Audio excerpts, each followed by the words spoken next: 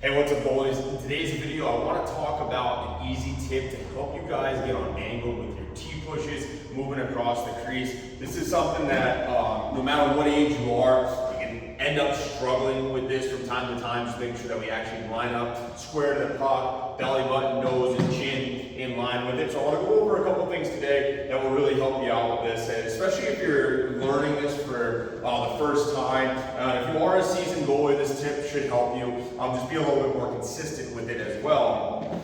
The biggest misconception when it comes to making T-pushes is that young goalies, netminders are so dialed in on getting to the puck to make the save that they forget that their number one priority when moving across the net is to first get into position. If you can't get into position, you can't make the save. And so our purpose of goaltending is not necessarily to make the save, but get into position to make the save. After that, our training, our technique, our instinct will take over and we'll make the save. But we got to get there first. And so one of the biggest ways to do this on a T-push or a power drive is to practice pointing our toe beyond the puck.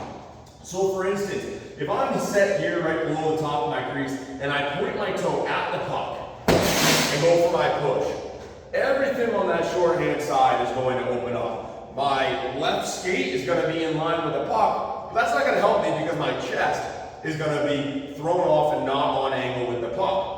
In order to get through this, in order to get this more consistent, what we teach our netminders is to point their toe beyond the puck when making these moves. So for instance, if I'm right here in my stance and I open up and I point my toe towards the corner back beyond the puck, that should allow me to get my chest square and set with the puck. So by opening up that lead toe and driving it past the point of the puck, it allows our chest to come across and get into good position so that we're on angle to the puck. So once again, we're set, we're looking, we're opening our toe beyond the puck so that we can get there. And this should work from any distance. Even if you're on your other 45, you've got to get across on a pass across. You're looking, you're pointing your toe again beyond the puck.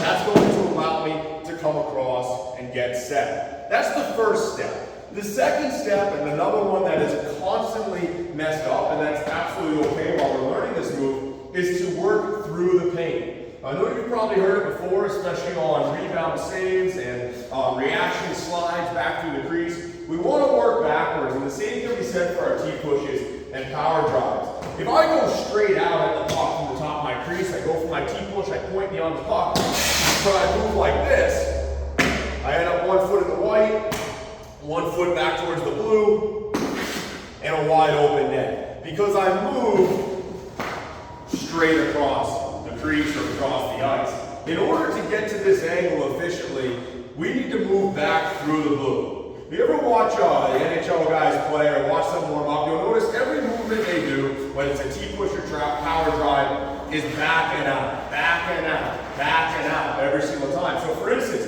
we're right here, if I want to get to that puck, instead of going straight across and out to it, I'm going to actually work backwards and out. So I'm still at the top of my crease at this 45-degree angle, but in order to get there, I came here, I opened up, and I finished with my lead foot driving me to the top of the paint. So in slow motion, I'm here, I'm driving back, and now out with that lead foot and making my hard 1 foot stop. So the first step, making sure we're pointing beyond the puck to get there. The second step, come back and out. The third thing that's going to make this a lot more consistent and a lot easier to accomplish every single time you're in the net is going to be our 1 foot stops. Now, if you're a seasoned goaltender, you've been playing for some time, then hopefully you've already got this down pat. Stopping hard on 1 foot with all of our movements and not stopping on both feet.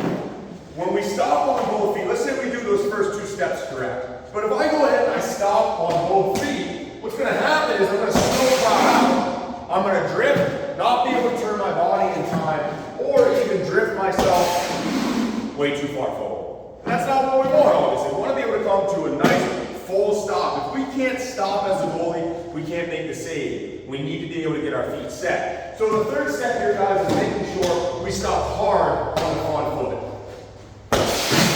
The back foot in this case should not have any stopping power at all when we make this move. We do not want to rely on that back foot to do any of our stopping power. We don't want our hips to twist. We definitely don't want to bring our toes in to a snowplow. I can't even do it. Into a snowplow. We want to have that front foot do all the stopping. So, step 1, point beyond the puck. Step 2, come back.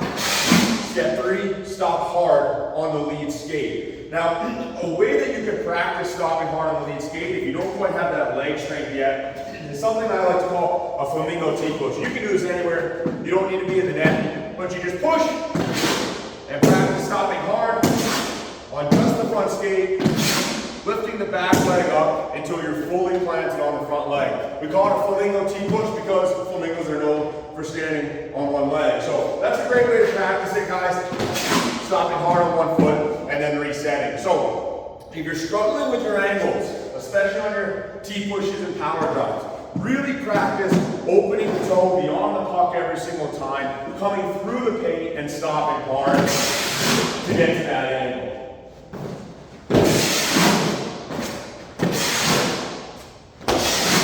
Really over-exaggerate it while you're learning it.